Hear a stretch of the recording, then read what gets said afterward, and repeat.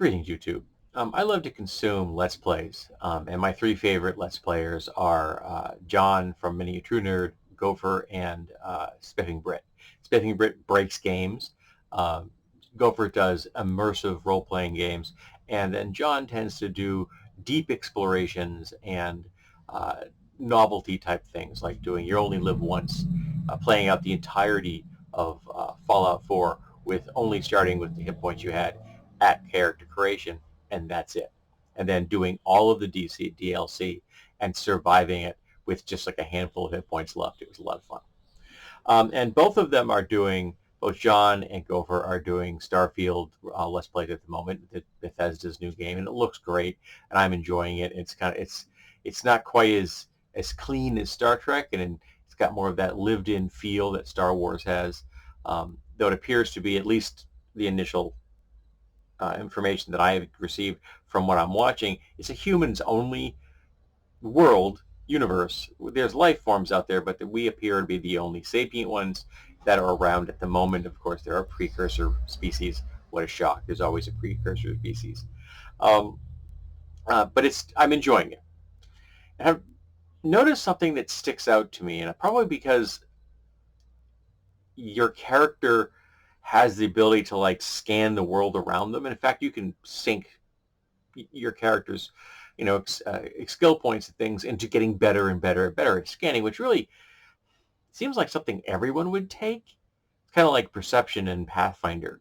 Everybody's got to have a decent perception in Pathfinder, because if you don't, your character's not going to survive very long.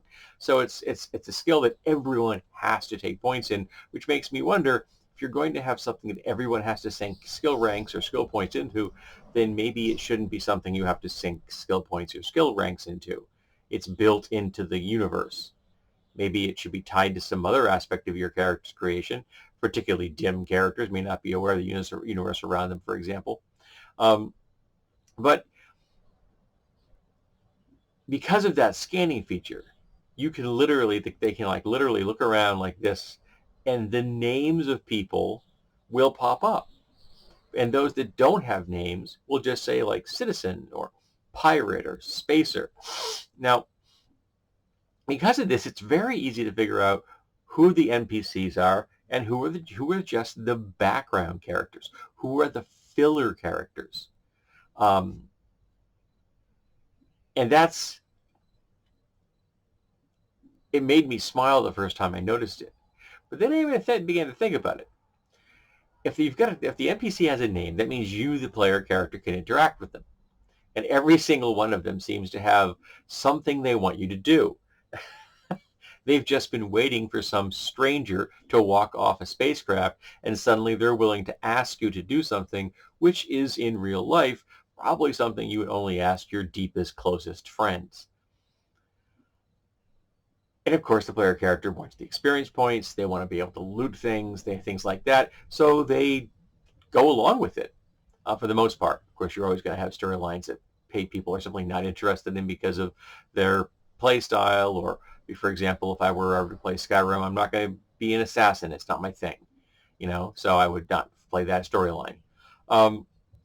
And it also means that if you're a player character, if you're a non-player character in that world, you've just been waiting for someone to come along and solve your problem for you.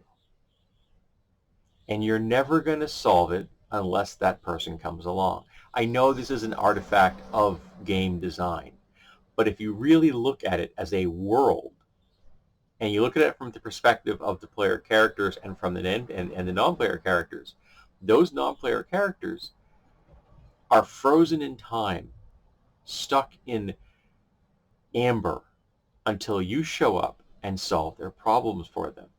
They can't do it. And I also got to think about the fact that I have never walked up to a person and just taken their burden on instantaneously, and then gone into the world, did what had to be done, and then returned to them with the news or the results or whatever it was that they were seeking, and then getting their gratitude, and often some kind of little piece of trinket or a magic something or other, and often credits or gold, things like that.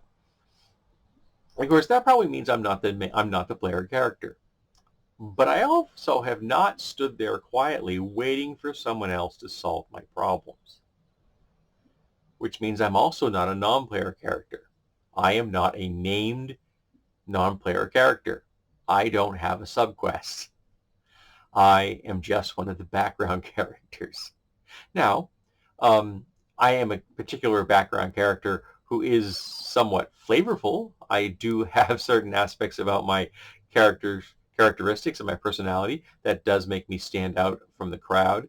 My interests, my hobbies, um, and things like that. But I'm still apparently just a background character. Because if we are living in that kind of a universe, are you the player character, the non-player character, or are you like me, just a background character? And yes, I'm thinking about this in jest. I'm not getting depressed. I'm not using this as a lens to understand, mental illness. It was something I noticed. It really stood out to me with Starfield. How there's all these little things going on, and if your player character doesn't do something about those little things will just stay undone forever. One of the things I liked in games is when there's timers going on, because if like a player character doesn't get something done within a certain window, there are consequences to that. And there should be things going on in the background that don't involve the player character, but can have an effect on the player character's course through a game, in my opinion. Now, you don't have to code it. It's not like you have to have processor power over in the corner there somewhere, doing conversations between non-player characters outside the view of the player character. That makes no sense. It's just wasting process power. No, but you could have a very simple set of what ifs, and ifs. If this goes that way, that happens. If this would get so, there is a texture to the world behind them that if you are not involved with it, things are still happening. It's one of the reasons that the whole idea of the Schwarzenegger movie where he goes into the virtual world, and then the name of the place is escaping me, where he has an adventure on Mars.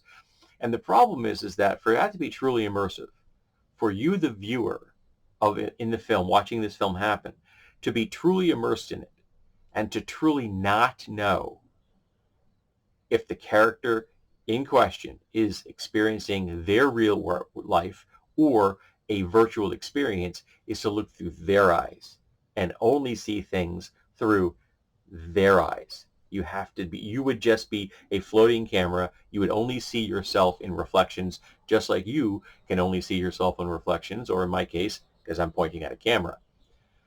Because if you have any kind of scenes outside of that point of view, you know that you are in the real world.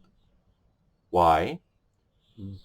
Because no processor is going to waste time having a scene that is playing out that the main character is never going to know about. So if you, the viewer in the film, you see Schwarzenegger from a third person, which is how we're watching it, but there's stuff going on in other sections, you know he's not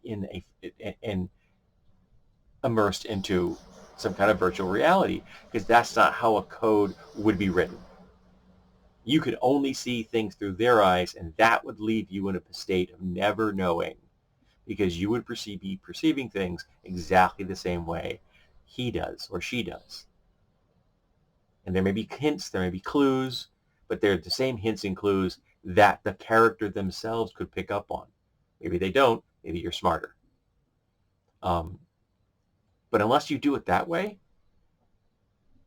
then you can't trick the viewer. You'll never really be able to have it be a mystery.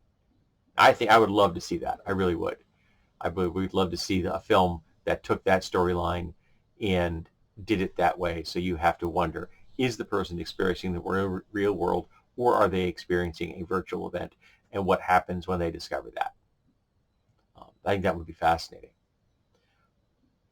But for the most part, we can't do that. And I can watch video games and enjoy watching them and stuff like that. And I can notice that player characters always have people handing them things, and non-player characters stand around and do nothing until a player character walks up so they can hand something to them. And the background characters are just flavor. They're just voices and peoples in the background, and there's never going to be any interaction beyond like one or two lines. Was it Free Guy with Ryan Reynolds, a film that did that very concept, that he was a background character that broke out of his code and became something else? It was an enjoyable little film, quite liked it, and Ryan Reynolds does that type of role really, really well. It made me smile. I don't know if I think I might have that on disc, I'm not positive. But let's talk about player characters and non-player characters and background characters. And what kind of a degree of texture do you need? What's the granularity that you want so that a world seems real, but you are not wasting your time filling in details that will never be discovered, or a coder is not wasting your time coding things that are never going to be seen. So how deep do you want to go without overwhelming your processor? And maybe sometimes we just have background stuff that we fantasize about that no one's ever going to see, but we do it just because we enjoy it.